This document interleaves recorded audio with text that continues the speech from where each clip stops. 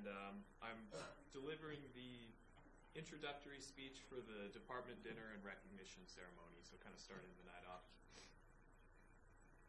You ready? Cool. Welcome, and good evening. Isn't it nice to know for once that we can all be together without being interrupted by a fire alarm? Some of you look ecstatic about that. Much like other departments, here at Chicago Fire, we share a family bond. It's something unique to the fire service. We don't meet to discuss adjusting your rate of commission or how our sales and marketing teams are doing. It is true that, like any organization, our department needs funding to survive. But tonight, like most shifts at the station, we are firefighters. During our careers, we spend every third day together.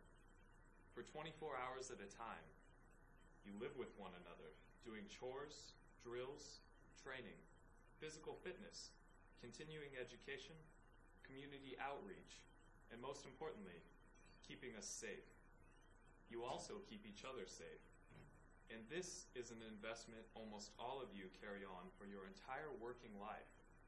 Every one of you is willing and committed to jump on an apparatus with your coworkers and respond to an emergency. For that, you're more than coworkers. You're like family.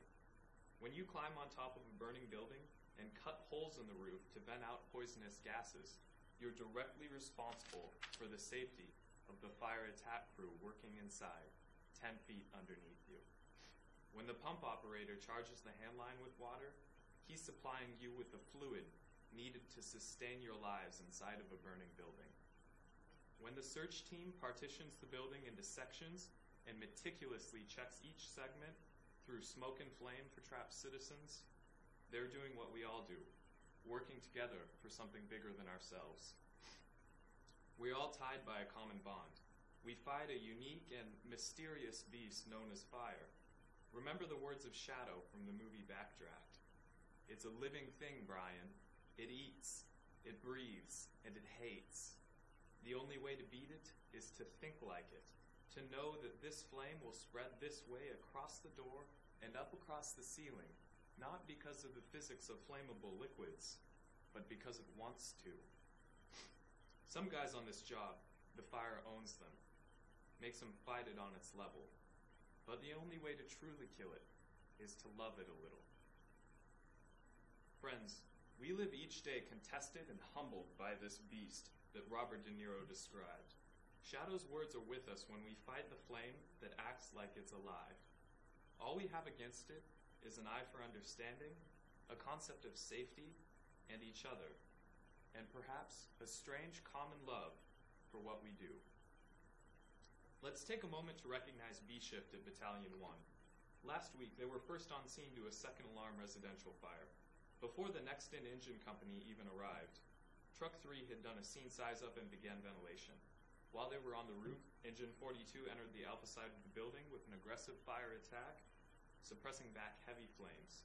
This allowed members of Squad 1 to complete their search, which yielded a mother and her 6-year-old son. Both were brought outside, treated for carbon monoxide poisoning, and transported by Ambulance 42 to a hyperbaric chamber. These victims, the mother and child I spoke of, were already receiving care in the back of the medic unit when Engine 13 arrived. And make no mistake, Engine 13 was not slow getting to the scene. In fact, the call logs show they were woken up, geared up, and en route within 40 seconds. I don't think I can get out of my house within 10 minutes most mornings. Let's give an applause for Battalion 1. Without the valiant efforts of us all working together, many more lives would be endangered every day. We work amidst what truly concerns us, but display merely a regard for life as we do what we must. I'd like to end sharing a valuable quote with you. It simply states, "A fireman who says he is never afraid, he's either a fool or not a fireman." That was Chief Bob Lewis of the Hardeeville, South Carolina Fire Department. He's part of the bigger family of firefighters, as how our family lives within its own. He reminds us that we are humans and fight the same struggles that anyone else would in our place. As you enjoy this evening, I ask you to remember that. Our department has a tradition of selfless commitment and bravery. Our courage and honor to protect this community comes not from a robotic drive, but a human desire to serve and be the best we can despite our inherent flaws. Thank you for your time, and please join me in enjoying this evening with our department family.